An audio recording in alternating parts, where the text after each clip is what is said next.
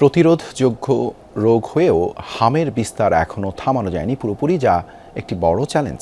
হাসপাতালগুলোতে এখনও অধিকাংশ রোগী ঢাকার বাইরে থেকে আসা, তবে সংক্রমণ ঠেকাতে কঠোর অবস্থানে হাসপাতালগুলো। এদিকে অভিভাবকরা বলছেন, উপসর্গ দেখা দিলেও ঢাকার বাইরের হাসপাতালগুলো হাম নির্ণয়ে কার্যকর ভূমিকা রাখতে পারছে না, তাই চিকিৎসা নিতে ভিন্ন ভিন্ন হাসপাতাল ঘুরে আসতে হচ্ছে। এদিকে সংক্রমণ ঠেকাতে চিকিৎসকরা দিচ্ছেন সচেতনতার পরামর্শ।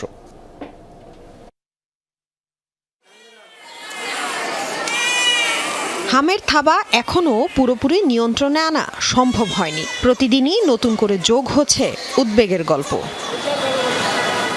বন্দি অবস্থায় চার দেয়ালের মাঝে কাটছে ছোট্ট সোনামণিদের দিন। ছুটির দিনেও রয়েছে হাম উপসর্গ নিয়ে বিভিন্ন প্রান্ত থেকে ছুটে আসাদের লাইন। ডিএনসিসি হাসপাতালে বেশিরভাগ হামে আক্রান্ত শিশুরাই এসেছে ঢাকার বাইরে থেকে, বিশেষ করে বরিশাল, নোয়াখালী, ব্রাহ্মণবাড়িয়া এলাকা থেকে। তীব্র জ্বর সহ হাম উপসর্গ নিয়ে ভর্তি হচ্ছে হাসপাতালগুলোতে। হামের উপসর্গ, এই জন্য আর কি এখানে আসা।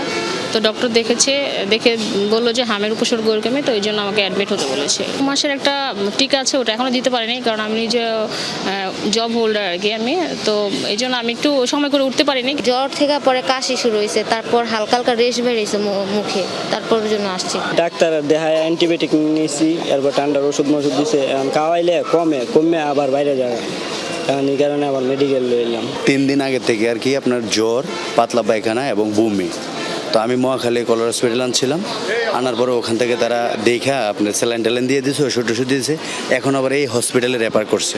এদিকে শিশু হাসপাতালে চিত্রটাও ভিন্ন নয়। হামে আক্রান্ত শিশুদের এখনো অনেকেরই দেয়া হয়নি টিকা। অভিভাবকরা বলছেন, উপসর্গ দেখা দিলেও ঢাকার বাইরের হাসপাতালগুলোই নেই হাম নির্ণয়ের সুব্যবস্থা, ফলে শিশু নিয়ে হাসপাতালে আসতে দেরি হচ্ছে। আমরা বরিশাল থেকে আসছি। প্রথমে বরিশাল সাউথ অ্যাপোলো আছে, ওখানে ভর্তি ছিলাম।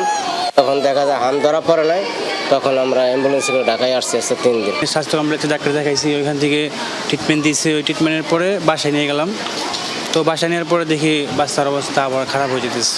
5 দিন অক্সিজেন চলছে, 11 দিনের দিন খাবার দিছে, নল দিয়ে খাবার খাওয়াতাম এতদিন, এখনো রিপোর্ট ভালো আসেনি। জ্বর, পাতলা পায়খানা ছিল, তারপর আমরা এই জায়গায় ভর্তি হওয়ার 2 দিন পর হাম দেখা দিছে। এখন আল্লাহর রহমতে জ্বর, পাতলা পায়খানা ভালো হয়ে গেছে, এখন শুধু শ্বাসকষ্ট আছে।